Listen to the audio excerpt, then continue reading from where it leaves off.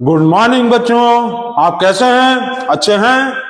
और हम भी अच्छे हैं। आज तो आज हम लोग आ गए हैं GK general knowledge IIT NEET foundation series का लेकर। सीरीज आज का हम लोगों का होगा टॉपिक नंबर 20। तो टॉपिक नंबर 19 तक के वीडियोस अपलोड हो गए थे और बहुत सारे बच्चों ने कमेंट भी किया।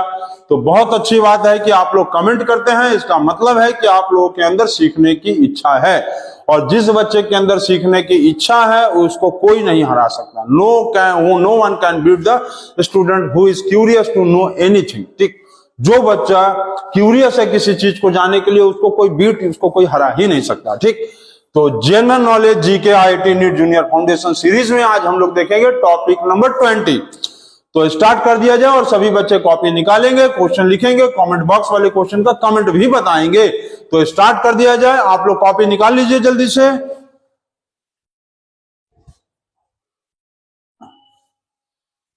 तो सभी बच्चों का कॉपी निकल गया है और आज हम लोग स्टार्ट करने के पहले मैथ्स के कुछ ट्रिक्स सीख लेते हैं, कुछ क्वेश्चन जान लेते हैं जो बहुत इंपॉर्टेंट होता है। ठीक है, अच्छा ये बताओ कि एज सैलरी दिया हुआ है, A's salary is 10% more than B salary. ठीक है, बी सैलरी। तो हाउ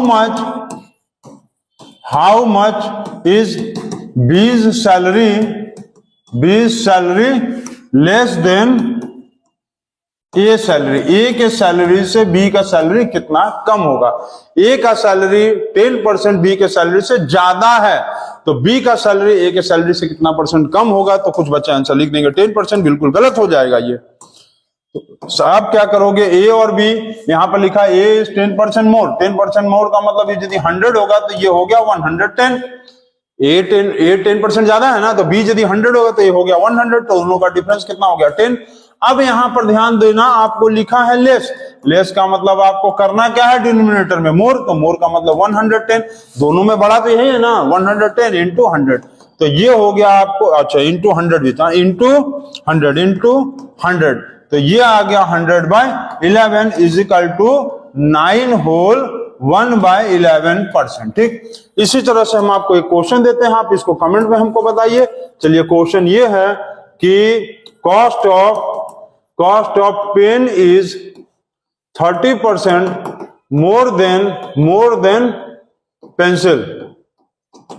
तो हाउ मच इज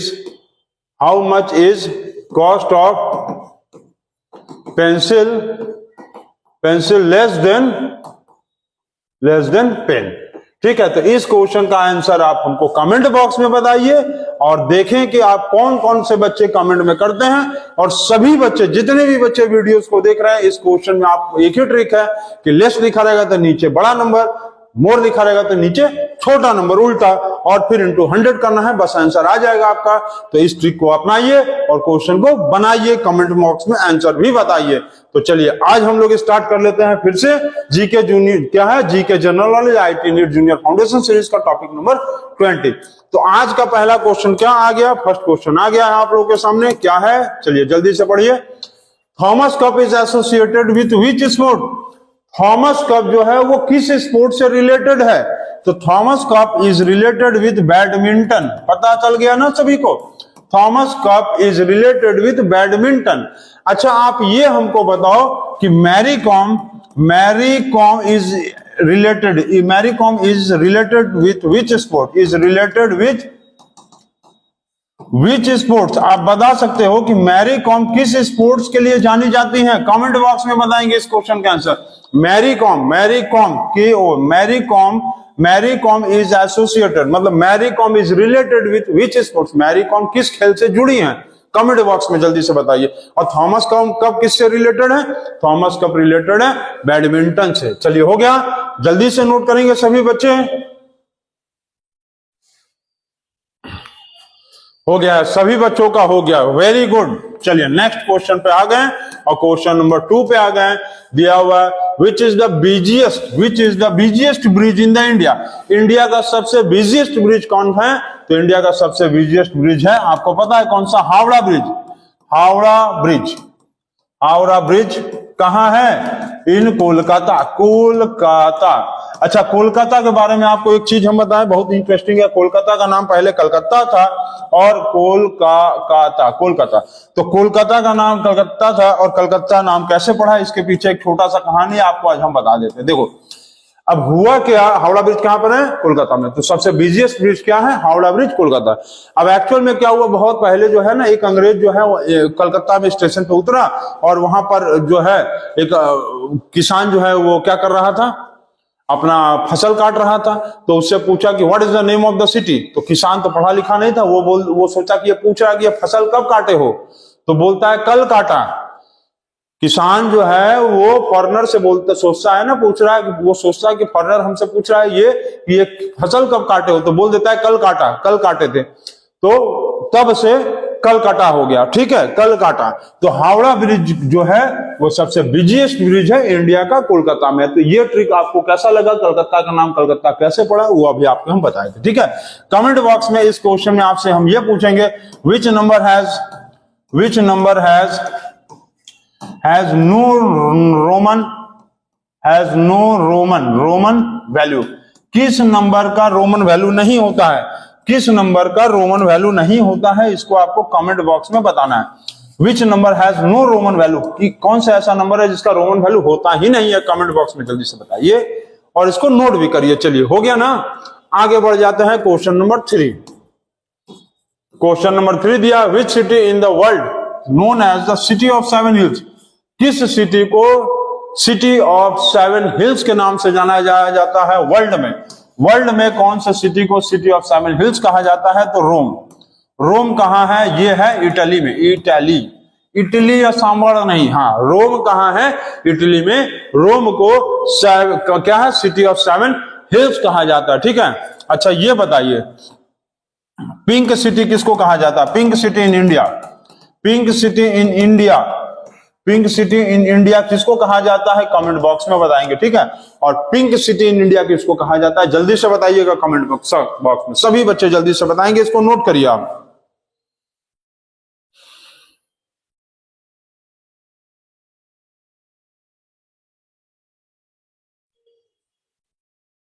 हो गया है, सभी बच्चों का हो गया। चलिए आगे बढ़ाया जाए, क्वेश्चन नंबर 4 पे बढ़ जाए। चलिए बहुत अच्छा, क्वेश्चन नंबर 4 पे बढ़ गया। Who was the first chief minister? Who was the first chief minister of India? मतलब वोमेन चीफ मिनिस्टर, मतलब ये पूछा है कि कौन सी वोमेन चीफ मिनिस्टर इंडिया में, सबसे पहले चीफ मिनिस्टर इंडिया में वोमेन कौन बनी थी, ठीक है। इस क्वेश्चन का पूछने का ये मतलब है कि इंडिया में सबसे पहली महिला चीफ मिनिस्टर कौन बनी थी। चलिए जल्दी से बता सकते हैं, जल्दी बताइए आप,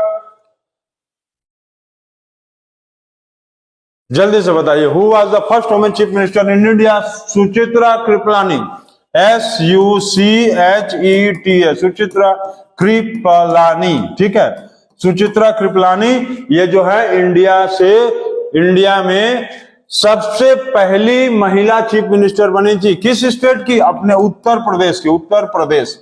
तो ये आपको नोट नहीं पता रहा होगा, ठीक है, इसको नोट कर लीजिए। इसीलिए हम लोग का जीके का कंटेंट बहुत अच्छा होता है, ठीक है। तो कमेंट मतलब डिटेल्स के साथ बताया जाता है, Suchitra Kripalani from Uttar Pradesh. Comment box में ये बताइए आप हमको, कमेंट बॉक्स में कि who was the first women chief minister of Bihar, who was the first women chief minister of Bihar. Bihar से सबसे पहली बार कौन वुमेन चीफ मिनिस्टर बनी थी, इसको आप कमेंट बॉक्स में बताएंगे। तो हो गया, इसको नोट करिए। चलिए आगे बढ़ा जाए। चलिए वेरी गुड। अब क्या आ गया, क्वेश्चन नंबर आ गया 5। क्वेश्चन नंबर 5 बहुत इजी है। विच country is the leading producer of diamond, diamond का सबसे ज्यादा प्रोड्यूस करने वाला कंट्री, मतलब डायमंड का उत्पादन करने वाला, सबसे प्रोड्यूसिंग करने वाला सबसे बड़ा, सबसे पहला कंट्री कौन सा है, that country is called as Russia. Russia जो है वो डायमंड प्रोड्यूस करने वाला सबसे लीडिंग कंट्री है। कमेंट बॉक्स में ये बताइए आप हमको, which country is leading producer of, which country is leading producer, leader नहीं, leading producing of, which country is leading producing of leading producing of coal. कोयला प्रोड्यूस करने का सबसे ज्यादा दुनिया में मतलब वर्ल्ड में कौन सा ऐसा कंट्री है जो सबसे ज्यादा कोयला प्रोड्यूस करता है, उसका नाम बताना है कमेंट बॉक्स में। चलिए देखते हैं कौन से बच्चे को आता है ये चीज। ठीक है, डायमंड प्रोड्यूस करने वाला सबसे ज्यादा लीडिंग कंट्री कौन सा है? रशिया है। तो इसको नोट करिए और आगे बढ़ा जाए। तो चलिए क्वेश्चन नंबर हम लोग बढ़ते हैं 6 पे। क्वेश्चन नंबर 6 क्या है? तो विच vitamin is responsible for the clotting of blood? चलिए जल्दी से बताइए, देखते हैं कौन बताता है। चलिए चलिए जल्दी बताइए, विच vitamin is responsible for the clotting of blood? नहीं पता है, हम बताते हैं आपको। विटामिन के, विटामिन के जो है वो सबसे ज्यादा रिस्पॉन्सिबल होता है क्लॉटिंग ऑफ ब्लड में। अच्छा ये आप बताइए, विच vitamin is soluble in water? Which vitamin is soluble in water? कौन सा विटामिन पानी में घुल जाता है? कमेंट बॉक्स में इसका आंसर आप हमको जरूर से बताइए। कमेंट बॉक्स में सभी बच्चे इसको बताएंगे कि कौन सा विटामिन पानी में घुल जाता है, वाटर सॉल्युबल है। और क्लॉटिंग ऑफ ब्लड के लिए कौन सा रिस्पॉन्सिबल है विटामिन? तो विटामिन के is responsible for the clotting of blood.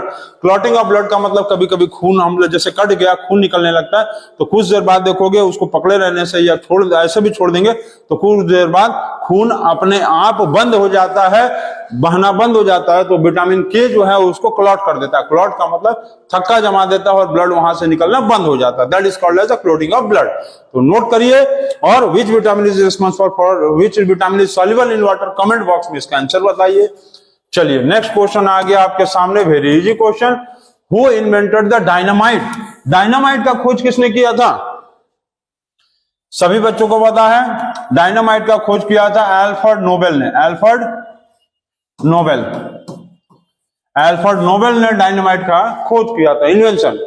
ठीक है, और इन्हीं के नाम पे, इन्हीं के ऑनर पे नोबेल प्राइज दिया जाता है। इन्हीं के ऑनर पे नोबेल प्राइज दिया जाता है, समझ गया? इन्हीं के ऑनर में, इन्हीं के मतलब क्या बोलते हैं, इन्हीं के सम्मान में नोबेल प्राइज दिया जाता है। ठीक है, तो कमेंट बॉक्स में आप हमको ये बताओ कि name the youngest one who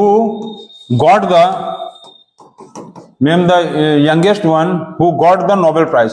दुनिया में सबसे छोटे उम्र का लड़का या लड़की, कोई भी हो सकता है, सबसे छोटे उम्र का लड़का लड़की या इंसान में कौन है जिसको सबसे कम उम्र में नोबेल प्राइज मिला है? इसको कमेंट बॉक्स में बताइए।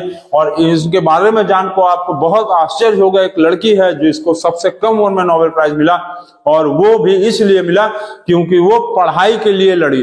क्योंकि बहुत सारे ये है कि मतलब बहुत सारी जगह पे ये होता है कि लड़कियों को पढ़ाना मना है, बुर्का पहनना होता है, उसी के खिलाफ वो लड़ाई की और उसी के खिलाफ जो है वो लड़ी कि लड़कियों को भी पढ़ने देना चाहिए, लड़कियों का भी बराबर का अधिकार है पढ़ाई पे, शिक्षा पे, और उसी के चलते उसको नोबेल प्राइज भी मिला है। तो इसको नोट करेंगे और इनका नाम बताएंगे आप, तो जान के आपको बहुत हैरानी होगा इनके बारे में। चलिए क्वेश्चन नंबर 8 आ गया।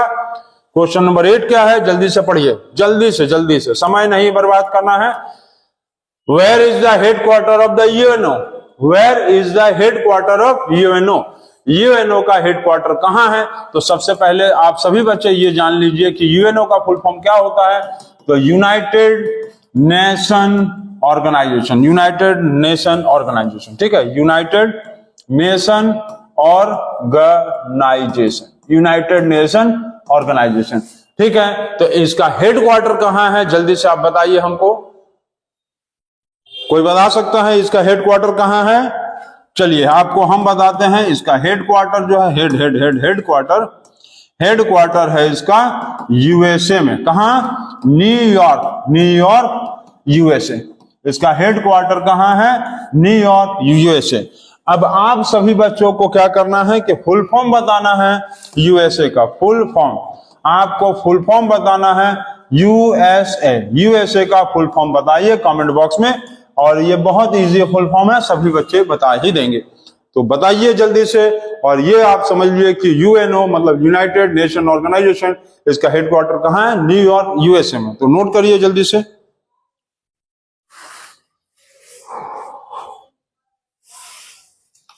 हो गया है, सभी बच्चों का हो गया है। चलिए आगे बढ़ाया जाए। क्वेश्चन नंबर नेक्स्ट 9 नंबर आ गया। Who invented the Richter scale. अच्छा, रिक्टर स्केल क्या होता है ये पता है आपको? रिक्टर स्केल से हम लोग अर्थक्वेक का मैग्नीट्यूड नापते हैं, ठीक है। तो इसका इन्वेंशन किसने किया था? चार्ल्स रिक्टर ने। चार्ल्स रिक्टर किसने किया था? Charles Richter. चार्ल्स रिक्टर ने इन्वेंशन किया था रिक्टर स्केल का, और इसका यूज किया जाता है use to measure the magnitude of earthquake. Earthquake का तीव्रता नापने के काम में आता है कि अर्थक्वेक का तीव्रता कितना है।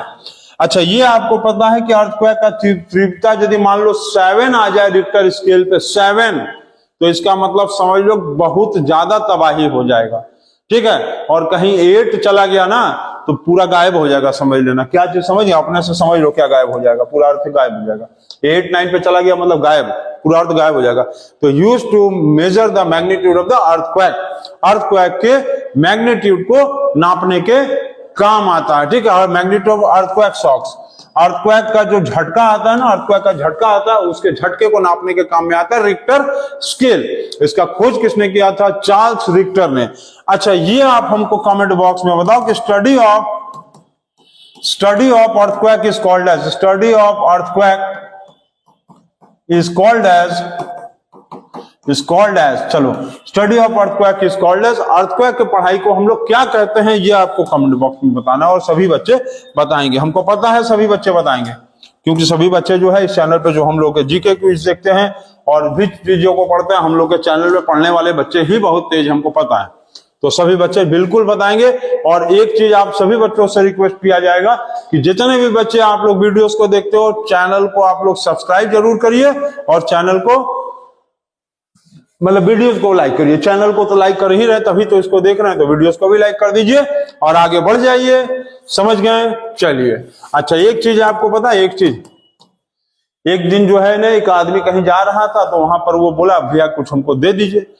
बोला कि बेटा आप पढ़ो।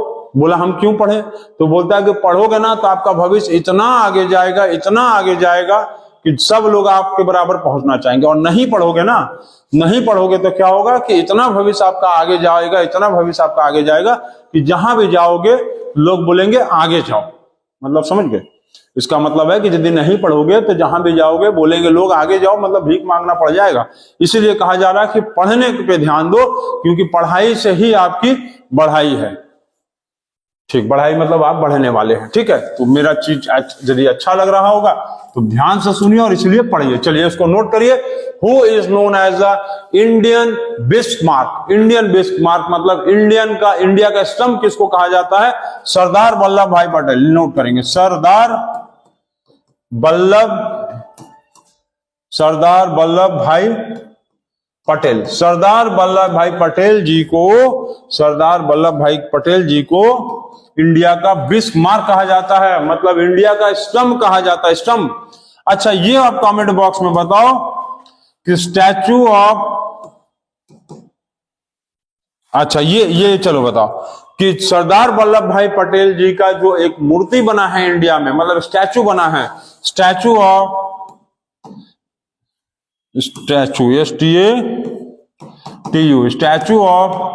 सरदार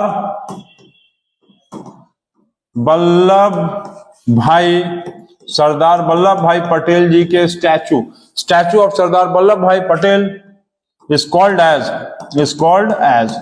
क्या कहा जाता है, ठीक है। और कौन से स्टेट में है ये भी बता देना, कौन से स्टेट में है और क्या कहा जाता है, ठीक है। सरदार वल्लभ भाई पटेल जी के स्टैचू को क्या नाम से जाना जाता है वर्ल्ड में, और कौन से स्टेट में सिचुएटेड है ये भी बताना।